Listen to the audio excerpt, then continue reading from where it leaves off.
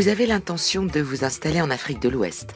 Pour mieux préparer vos valises, cette émission fait un tour d'horizon de cette partie occidentale du continent africain qui s'étend du golfe de Guinée à l'est jusqu'au fleuve Sénégal au nord-ouest. Nous avons rencontré des Français et des experts qui vivent sur place en Côte d'Ivoire, au Sénégal ou encore au Cameroun et qui répondent à vos questions sur la vie au quotidien. Commençons tout d'abord par la question du visa, un sujet qui reste encore épineux. Les visas constituent un problème pour nous parce que effectivement c'est toujours très compliqué, c'est long à obtenir. Certains pays pratiquent maintenant le visa biométrique, ce qui est une bonne chose en soi, mais qui nous oblige à aller nous occuper nous-mêmes de nos visas. C'est assez long et c'est très compliqué. Quand vous faites une tournée africaine, par exemple, vous allez en Côte d'Ivoire, puis vous allez au Ghana, puis au Cameroun, à chaque fois, vous êtes obligé d'avoir les visas. Alors, il y a quand même des améliorations. Un pays comme le Gabon, maintenant, autorise la délivrance des visas à l'aéroport, mais enfin, il faut avoir fait les formalités avant. Donc, c'est quand même un problème. Le seul pays africain qui ne pratique pas ça, à cause de son tourisme, c'est Madagascar. Aujourd'hui, vous pouvez aller à Madagascar, si vous n'y restez pas 6 mois, mais vous pouvez aller en tournée de business à Madagascar. On ne vous demandera pas si vous êtes touriste ou pas. Voilà. Chaque pays est en effet libre de fixer ses propres règles. Cependant, certains pays de l'Afrique de l'Ouest montrent une plus grande souplesse, comme le Sénégal aujourd'hui. Il faudra donc bien vous renseigner avant votre départ. Si la sécurité reste un point déterminant pour votre installation, écoutez les témoignages sur place qui démêlent le vrai du faux. Le Sénégal, quand même, c'est un pays où on a très longtemps eu la stabilité, que ce soit politiquement, socialement, économiquement. Tout a été... On n'a jamais eu de problème dans ce sens-là.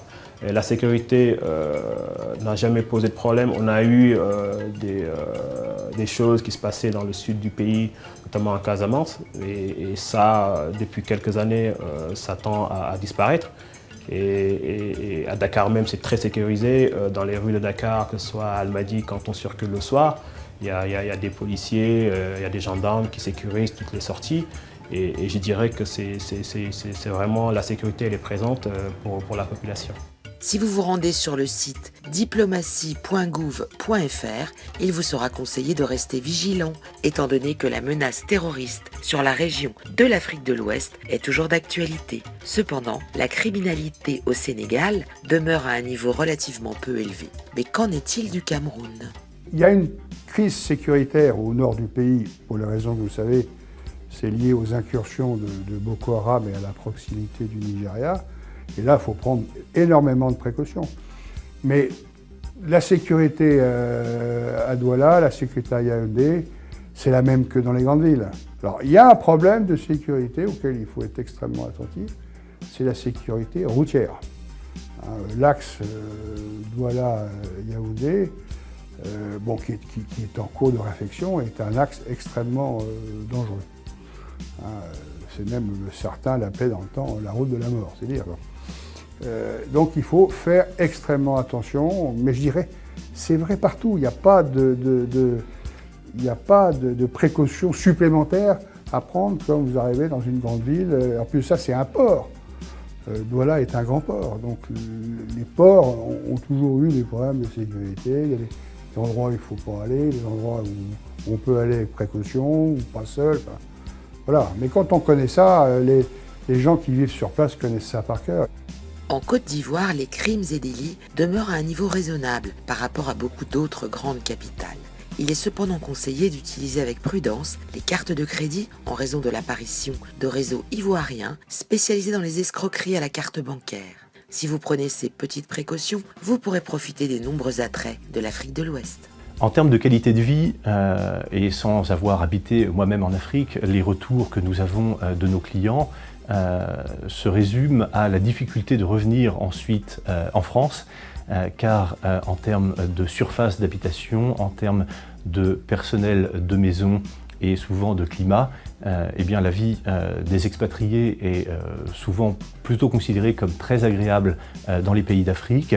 Ensuite, l'expérience est très différente suivant que vous êtes dans une grande ville où il va y avoir plus d'affluence et peut-être une activité culturelle qui peut manquer à certains, ou que vous serez à l'extérieur des grandes villes et à ce moment-là, vous êtes plus sur une découverte de la vie locale et de la vie de province ou de village qui est très différente. Plus précisément, chaque capitale présente ses atouts. Voici l'avis de Thomas Chalumeau sur Abidjan, la capitale économique de la Côte d'Ivoire. Alors, si je devais résumer les attraits d'Abidjan, je dirais d'abord sa population, qui est extrêmement amicale, extrêmement jeune, extrêmement dynamique. Ensuite, c'est la densité de son tissu économique, parce que c'est à la fois un port très actif, c'est aussi une ville qui concentre beaucoup de projets aujourd'hui nouveaux en matière d'infrastructures routières, hospitalières, et puis qui regorge d'idées pour la suite dans tous les secteurs de l'économie, à la fois le bâtiment, les services, les nouvelles activités autour du digital. Si la Côte d'Ivoire est le pays phare de l'Afrique de l'Ouest en matière d'économie, le Sénégal attire pour ses plages. Les principaux attraits du Sénégal, c'est sûrement le paix et le calme qui est dans ce pays depuis très longtemps. Et une culture de compromis, de vivre ensemble qui est assez bien. Les Sénégalais, ils sont assez amicaux l'un avec l'autre, aussi entre les religions. Par rapport à Dakar, les principaux attraits, c'est vraiment l'accès à la mer. C'est la facilité de sortir vers la petite côte dans 1 heure et d'être dans des magnifiques plages. Si on est surfeur, c'est un paradis pour les surfeurs. Il y a une grande diversité aussi des différents paysages et différentes cultures dans le pays. À Yaoundé, la ville aux 7 collines, il faudra prendre ses marques. La capitale politique du Cameroun, pays considéré plus souvent de l'Afrique centrale, mais qui est compté également dans cette zone, compte 2,8 millions d'habitants. Moi, j'ai vu cette ville évoluer de manière extraordinaire, considérable. C'est une ville tentaculaire. Il y a des bons et des mauvais côtés, comme dans toutes les grandes villes. Le mauvais côté, c'est que vous pouvez être amené à être, dans certains moments de la journée, entouré par 1 milliard au moins de motos. De motos généralement chinoises. Et où, c'est le seul pays où j'ai vu ça, où on peut avoir jusqu'à 5 personnes dessus. Donc voilà, la sortie des villes, les encombrements dans la ville, c'est un peu le tribut de l'urbanisation. Mais il y a des quartiers agréables, il y a des endroits agréables. Au total, l'Afrique francophone compte 17 pays. Comme nous avons eu l'occasion de le voir, chacun présente des atouts particuliers. Alors, c'est désormais à vous de choisir pour mieux appréhender votre quotidien sur place.